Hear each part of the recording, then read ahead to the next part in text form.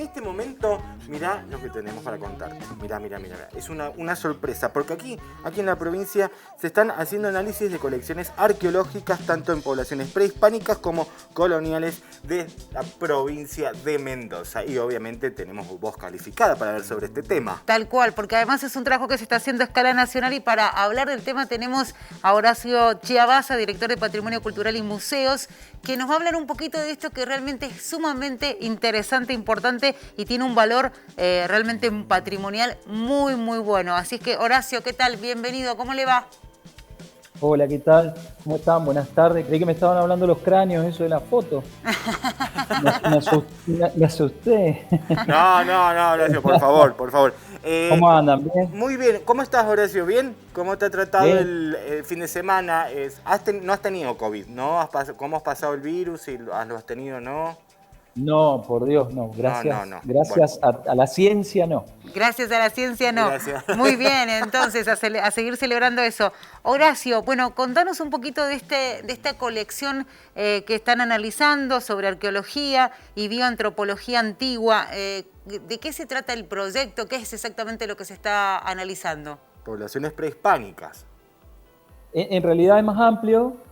Es un proyecto muy interesante que analiza el ADN antiguo. Esto es la ascendencia cromosómica de las personas que vivieron en el pasado. Wow. Es de poblaciones prehispánicas y también coloniales. Sí. Es un proyecto muy interesante que ha desarrollado un colega argentino, un biólogo que está radicado en Inglaterra, Nicolás Rascobán, quien junto a un investigador francés radicado acá en CONICET, Pierre Luisi, han empezado de alguna manera a compilar grandes volúmenes de huesos humanos a los fines de tener una semblanza de lo que era el pasado genético de alguna manera de la población argentina. Claro. Con extensión al resto de América, ¿no? También. Claro. ¿Y has estado en contacto con los otros profesionales respecto a este análisis? Sí, es un trabajo absolutamente colaborativo. Del resto del país hay equipos de Pampa, Patagonia, del noroeste argentino, de la provincia de Buenos Aires, del litoral. Todo el país está cubierto. Nosotros hemos ido también oficiando un poco de guía, también con Nicolás, a hacer contacto con otros arqueólogos que tienen su esqueleto en el ropero, como decimos. Claro. Y de ese modo ir armando una colección fenomenal que en estos casos es imprescindible que sea numéricamente alta para que sean estudios representativos. En el caso de Mendoza en particular, tenemos restos de San Rafael, de Malargüe, sí, del norte de Mendoza, de la Valle, de Luján, del departamento de Las Heras, del Valle de Uco también.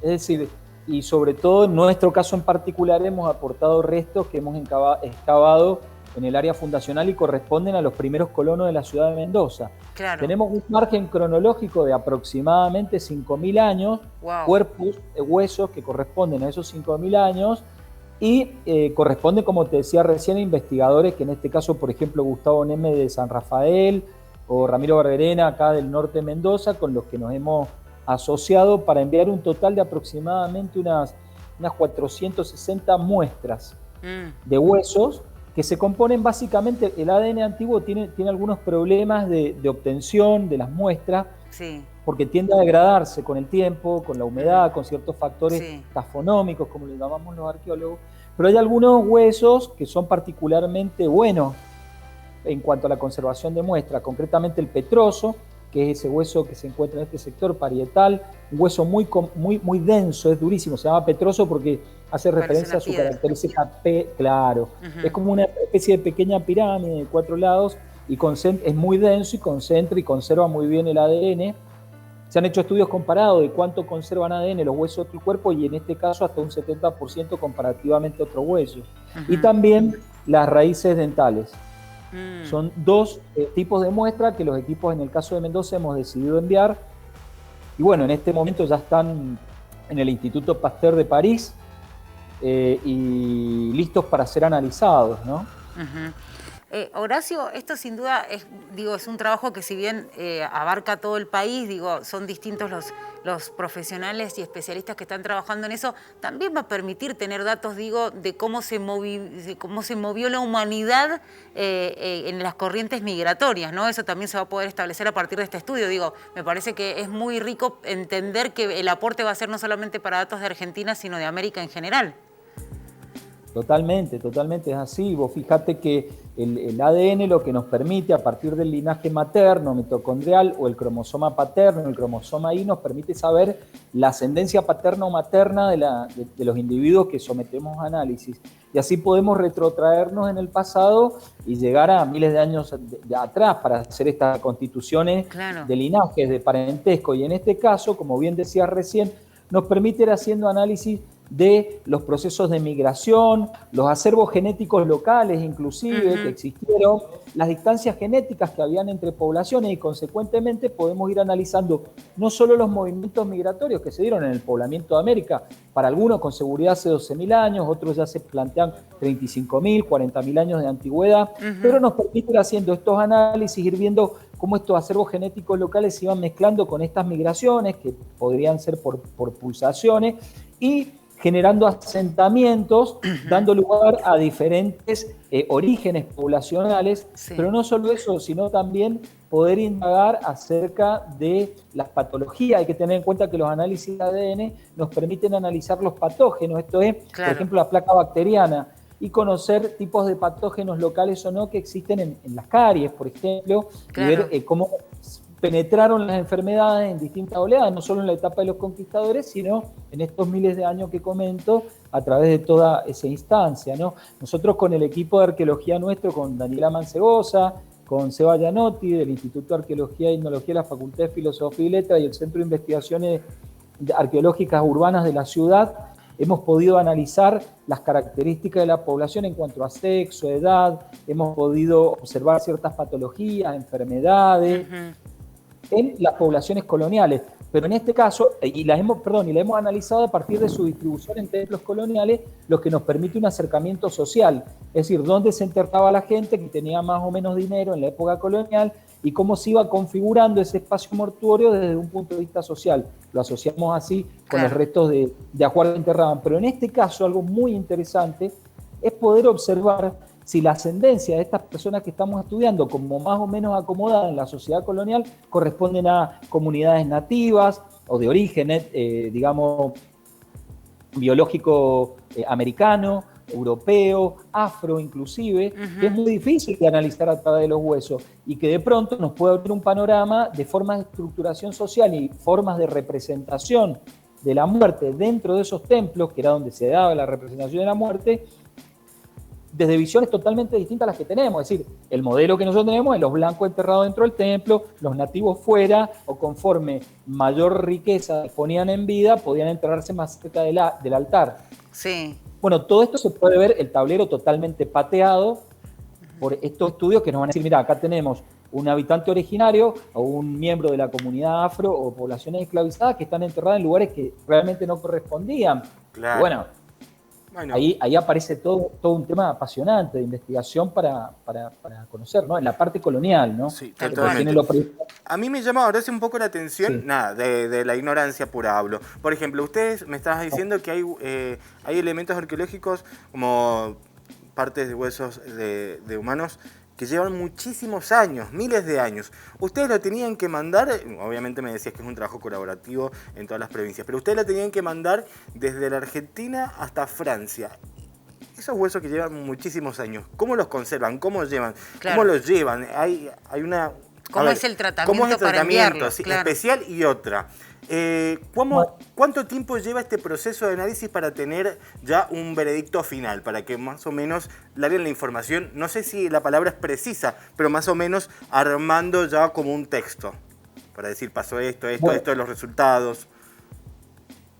Bueno, sí, mira, en realidad, para que te des una idea, el proceso ha sido muy veloz desde que se comunicó con nosotros Nicolás Rascobar. Nosotros veníamos estudiando un poco ADN mitocondrial, que es la herencia materna, que es más fácil de llevar adelante en el caso de Argentina con Darío Cardoso, un becario de CONICET, que estuvo desarrollando estos estudios de ADN mitocondrial en Buenos Aires, pero teníamos esta pata que es la más compleja, la del ADN cromosoma completo, línea materna y paterna, que da una semblanza mucho más acabada, incluso para estos estudios bacterianos, que, bueno, se hacían muy difíciles porque sobre todo los teníamos que desarrollar en Estados Unidos. Mandamos una serie de muestras, era muy costoso, pero en definitiva el año pasado, en octubre, noviembre, se comunicó con nosotros Nicolás, que está radicado en el exterior, y nos dijo, miren, estoy armando un proyecto grande, fuerte, que vamos a ver si conseguimos muchos euros. Y bueno, la verdad que los arqueólogos de Argentina decidimos apostar a esa aventura que planteó este genetista, Nicolás, destacadísimo, muy joven y viviendo allí. Y afortunadamente le dieron este proyecto, con lo cual se aceleraron mucho los procesos porque ya tiene los fondos y tiene su lugar para llevar los estudios ahí en el Instituto Pasteur. A partir de ahí, bueno, existe toda una serie de reglamentos para la exportación de bienes patrimoniales, que en ese caso, bueno, me tiene en este momento de la gestión patrimonial un poco como protagonista porque soy el que tiene que autorizar estas exportaciones. Hay que tener en cuenta que somos muy cuidadosos con esto, se hace un registro fotográfico, en algunos casos hemos hecho molde de las piezas que salen porque se trata de análisis destructivos, por más que sean dientes o huesos muy pequeños, se van a destruir. En este caso se balancea la conservación en relación a la cantidad de información que se va a poder obtener y decidimos que, bueno, que unas 460 muestras de entre dientes y fragmentos de huesos petrosos era de alguna manera un balance rentable por la información que íbamos a obtener, con lo cual procedimos de la Dirección de Patrimonio Cultural de la provincia de Mendoza a realizar una autorización general de exportación. Esto pasa por todos los filtros de exportación de bienes patrimoniales, con las autorizaciones de AFIP correspondientes. Es un trámite bastante engorroso, afortunadamente, porque indica que hay controles bastante rigurosos sobre nuestros bienes patrimoniales en cuanto a la entrada y salida de nuestro territorio. Y bueno, y partieron las colecciones en manos de Pierre Luigi, este doctor en realidad es interesantísimo la historia. Pierre en realidad es como matemático, que es una disciplina fundamental para generar todos los modelos estadísticos a través de los cuales se hace una lectura, en definitiva, de estos análisis cromosómicos. Entonces, él personalmente los llevó con estos permisos y están desde hace aproximadamente ya 2 meses en París y ya nosotros mandando toda la información histórica que acompaña a cada una de estas piezas de hueso para que los resultados de laboratorio vayan empezando a armar este rompecabezas de explicación histórica que hablábamos recién de migraciones, asentamientos.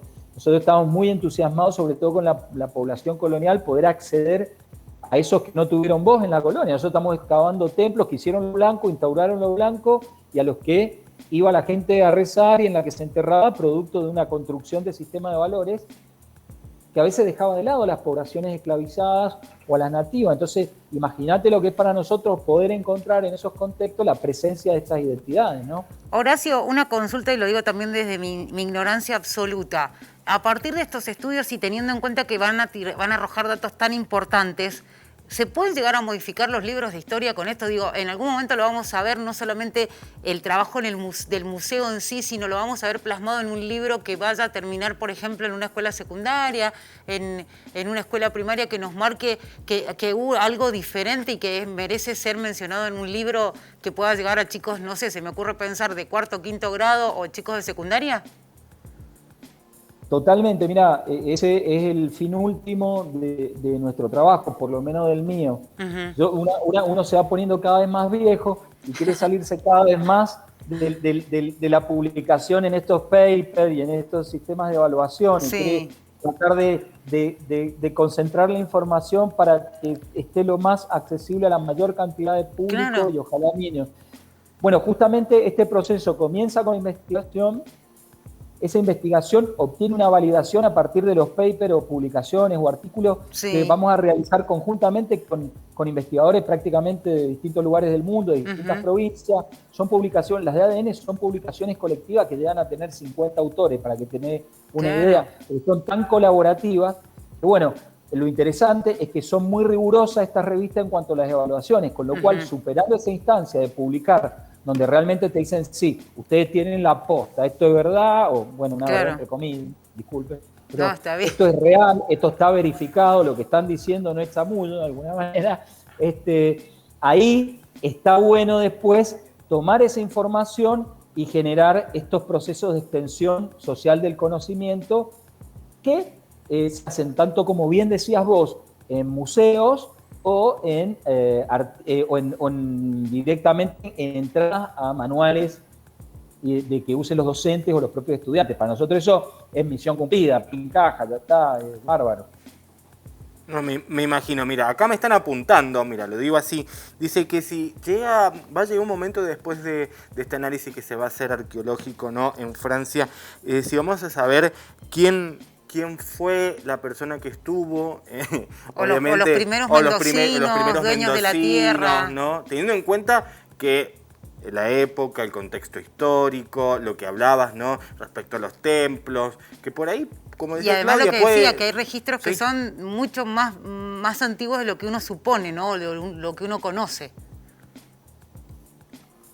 ¿Quiénes fueron los primeros habitantes?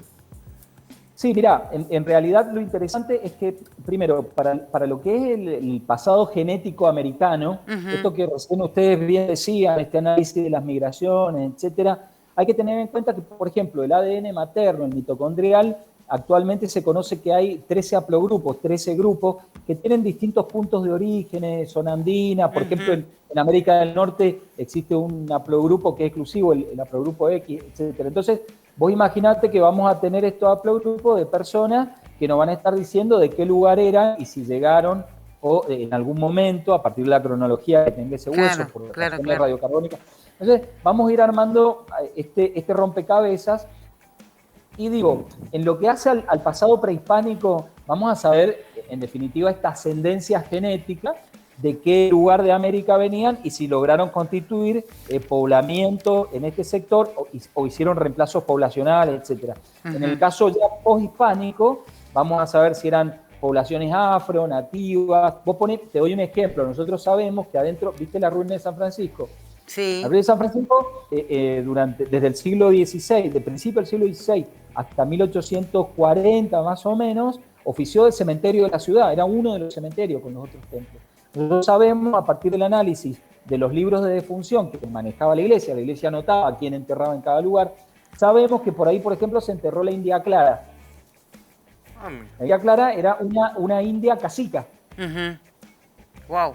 Era cacique, o sea, para que veamos ahí que tenemos una presencia... Era la jefa del grupo. Claro, cacica, directamente. Tenemos una línea de reconocimiento del parentesco en relación al poder femenina, lo que es un tema interesantísimo que se descubrió a nivel histórico hace algunos años. Y sabemos que la India Clara estaba enterrada allá adentro. Es decir, ya en tiempos históricos yo tengo nombre de personas que están enterradas. Ahora, esta es la pregunta, justamente, ¿estaba enterrada adentro o afuera? Porque yo tengo aproximadamente unos 50 esqueletos de mujeres. ¿Cuál es el de la India Clara?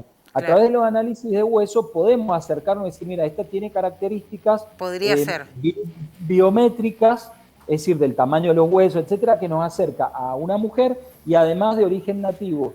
Pero imagínate que ya haciendo ADN sobre los huesos de las mujeres vamos a saber los descendientes.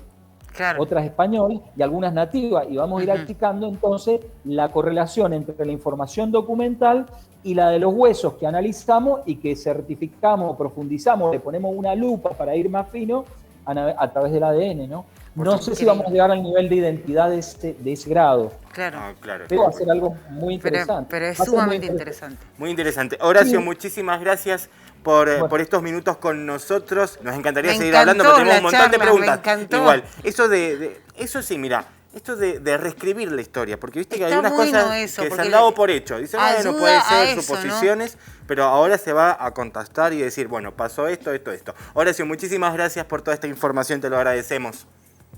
Gracias a ustedes, chicos. Un saludo grande a la audiencia. Chau, chau. Un abrazo grande para vos. Horacio Chiabaza, director de Patrimonio Cultural y Museos, hablando con nosotros de este trabajo increíble. Más de 400 muestras ha enviado la provincia de Mendoza en un trabajo que se ha hecho a nivel nacional. Pero lo bueno es que han puesto plata. Claro, lo han enviado a Europa para determinar realmente datos que tengan que ver con la arqueología y la bioantropología, un análisis de colecciones arqueológicas que va a arrojar un montón de información y que puede, como dijiste vos, reescribir la historia. Me encanta. Sí, me he vuelto un filósofo contemporáneo.